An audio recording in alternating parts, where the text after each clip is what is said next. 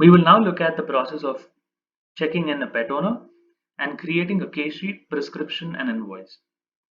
You should start by clicking on the check-in button and then proceed to click on Create Case Sheet. When you click on Create Case Sheet, you are redirected to another screen where you have a very simple format of a case sheet, prescription, and invoice. Remember, all these fields are not mandatory for you to fill. And let us now start by capturing the temperature. So let us say the temperature is 100, weight is 25, pulse also can be recorded if it is required. You can now proceed to enter other information which comes out of your observations. Let's say heart rate. Heart rate would be normal. Respiratory rate could be normal. If there is another observation that is not listed here for you, you can click on Other, enter the name of the observation, enter the value, and press Enter. Now, you will move on to view the pet owner's appointment details. Here, you can see why they've come to your clinic and what is the nature of the problem. Then, you can also see the pet owner's observations. These were already captured at the time of booking the appointment, but in case they weren't, now the doctor can.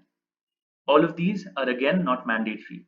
So for this example, let me go ahead and add a few observations that have come out during the course of the examination. So a couple of random things could be something like this. And now I can also add a test recommendation. To do this, I click on Add Test. I enter the name of the test. And later on, once I get the results, I can enter them in an easy to read format for the pet owner. And I can click on this field to upload the document as and when required. So for now, let me just add the test name. Vet observations is the only place where a vet is required to type in their observations about a particular case. In this case, I am just typing observations with a couple of points. With that, we are done with the case sheet. Let us now create a prescription. To start off, click on Edit Prescription, and this is the template that you get. Click on Add Medicine and type one or two words, and you have a drop down of all the available medicines matching the ones that you've typed.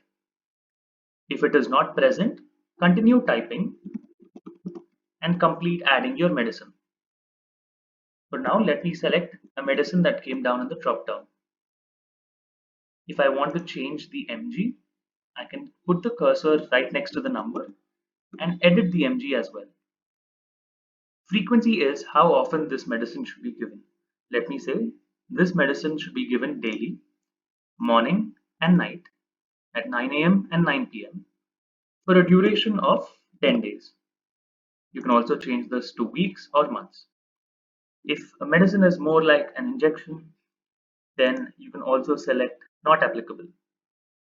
So for here, let me select daily for 10 days. Intake instructions could be before food, after food, with food. If it is not applicable, you can also select not applicable. Let me click with food. And then once I click on save medicine, it gets added to the prescription. I can also add a vaccination here.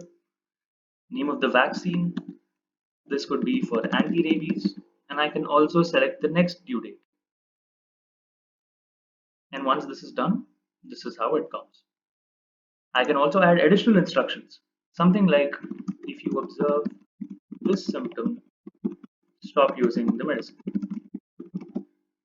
And then I can also schedule a follow-up visit. After 10 days, could be somewhere around 10th April.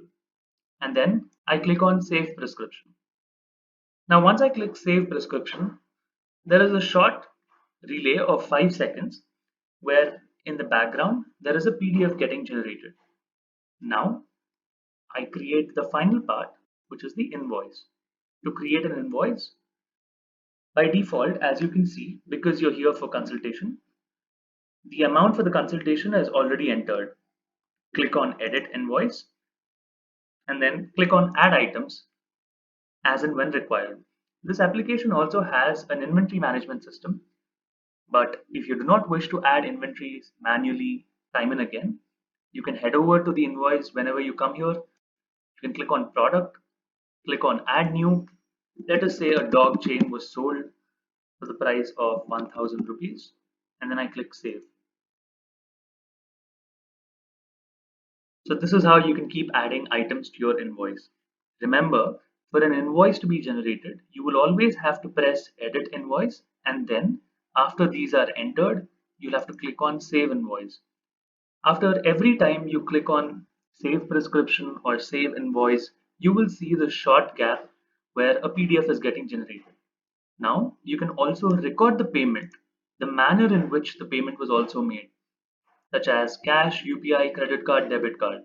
Let me select UPI and then click submit. Now it says 1500 paid. Finally, I will click on save case sheet. Now the case sheet, prescription and invoice will be saved. Again, you see a small delay because the PDFs are getting generated. A quick reminder is that whenever you are creating a particular document and you press save, at the end you should see these three options. If one of these is missing, it probably means you did not save that particular document. Now, how do they look in a PDF format? You can right click them and open a new tab. And this is what it looks like. A very sleek and easy to read format of a case sheet. A small touch that we have given to make things cute. We say get well soon to the pet that was brought to our clinic. Then if you look at the prescription, this is what it looks like. And if you look at the invoice, this is what it looks like. With this, we've completed the creation of case sheet, prescription, and invoice. The next step would be to send reports and close the consultation.